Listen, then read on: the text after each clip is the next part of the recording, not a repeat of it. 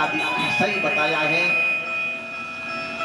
कि पिताजी, एक राजा परीक्षित ने आपका अपमान किया है, इसलिए मुझे बहुत दुख हो रहा था।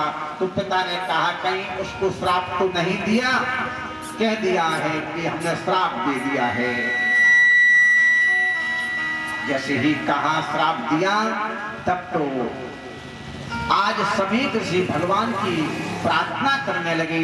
अपापेषु स्वभक्तेषु बाले ना पक्त बुद्धना, हे प्रभु मेरी बालक की परपक बुद्धि नहीं है, अभी परपक बुद्धि नहीं है, मेरे बालक से जो अपराध हुआ है प्रभु, पापम कृतम तद भगवान सर्वात्मा छंत्र महारती, हे प्रभु मेरे बालक का अपराध क्षमा करें, ऐसी प्रार्थना करी है सभी ऋषि ने।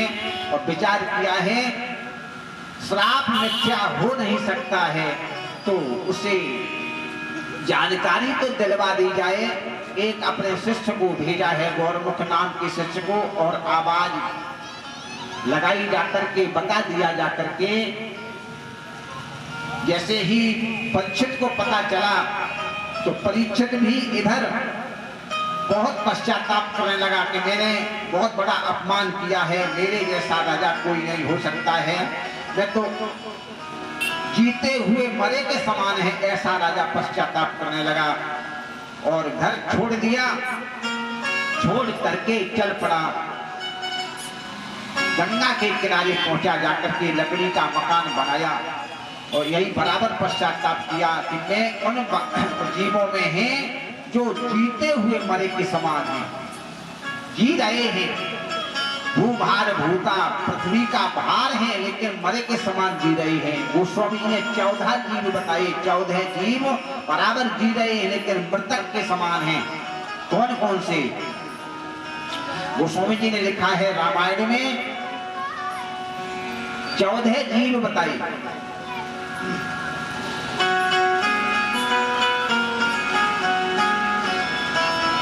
उन जीवों में मेरी भी गणना है। इस प्रकार से सदा रोग बस संतत क्रोधी, विष्णु भगत शिव संत विरोधी।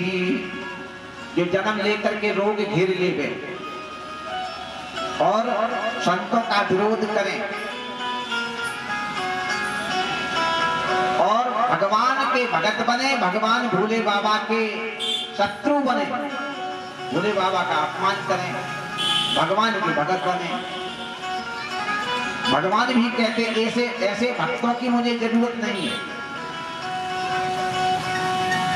सदा रोग बस संतत क्रोधी, विष्णु भगत शिव संत विरोधी। संतों का विरोध करें और तन पोषक निंदक अगखानी, जीवित सौ सम 14 प्राणी। ऐसे मुर्दा के समान बराबर जी रहे थे। अपने शरीर को देख करके पालन पोषण करें, दूसरे को देख करके निंदा करें। इस प्रकार से परीक्षित ने कहा मेरा भी उन्हीं जीवों में मेरी भी गणना है। और पहुंचे जाकर के बहुत ऋषियों के दर्शन करे। जैसे ही पहुंचे गंगा के किनारे, गंगा भक्ति का प्रतीक है, तो भक्ति का जो सहारा लेते हैं, भगवान की भक्ति करने लगते हैं, भक्ति के किनारे जो बैठ जाते हैं, उनका बेड़ा पार हो जाता है। अनेकों ऋषियों के दर्शन करे परीक्षित ने। सब ऋषि आए, परीक्षित को दर्शन दिए और ऋषियों ने उपाय बताए। किसी ने कहा दान करो, किसी ने कहा तपस्या करो। इस प्रकार से सब ऋषि उपाय बराबर बता रहे थे। उसी ऋषि मंडली के बीच में दिगंबर वेश है जिनका, दिगंबरम वक्त्रा विक्रीड केशम प्रलम्ब बाहुम समरोत्तमाभवम। दिगंबर वेश है और लंबी लंबी भुजाएं हैं। श्याम वर्ण है जिनका, श्यामं सदा पीज्य वयो मंगलमक्षमया स्त्रीरामरोग्यम रुचिरा स्मृतिने।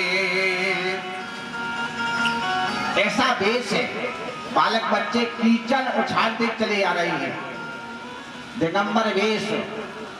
और पहुंचे जाकर के सामने जैसे ही तो सब ऋषियों ने उठ करके उनको प्रणाम किया। जब सब ऋषियों ने उठ करके प्रणाम किया है तो परीक्षित ने भी प्रणाम किया, क्योंकि बड़े बड़े ऋषि बैठे हैं, बड़े बड़े ऋषि आयु वाले बैठे हैं। किसी की अवस्था 1000 वर्ष की, किसी की अवस्था 10,000 वर्ष की। व्यास जी के पिता पाराशर बैठे हैं और पाराशर के पिता शक्ति बैठे हैं। उन्होंने उठ करके श्री सुखदेव जी को प्रणाम किया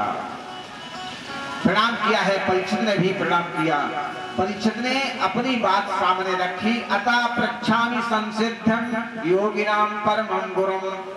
हे प्रभु, आप मेरे परम गुरु हैं, वंदनीय है, पूजनीय है। अब मेरे को क्या उपाय करना चाहिए? इस प्रकार से कहा, प्रशस्येव यत् कार्यं म्रियमाणस्य सर्वथा। अब मरे मराए व्यक्ति को क्या करना चाहिए, क्या उपाय है, ऐसा बताओ। अपनी बात रखी है, क्योंकि मैंने बहुत बड़ा अपराध किया है, इस प्रकार से कहा। तो श्री सुखदेव जी बड़े प्रसन्न हुए। श्री सुखदेव जी ने कहा कि तुमने जो प्रश्न किया है, बरीयानेषु ते प्रश्नः कृतो लोकहितं कृपे। तुमने तो तीनों लोगों के हित के लिए प्रश्न किया है। लोग अपना कल्याण चाहते हैं और दूसरे का कल्याण नहीं चाहते हैं, दूसरे को देखना नहीं चाहते हैं। लेकिन तुमने जो प्रश्न किया है, इन तीनों लोगों का हित होगा और भक्ति का वर्धन होगा, भक्ति का विस्तार होगा। हम आप पर बहुत प्रसन्न हैं। इस प्रकार से कहा। श्रोतव्यादीन राजेंद्र निर्णाम शांति से सरसाहा।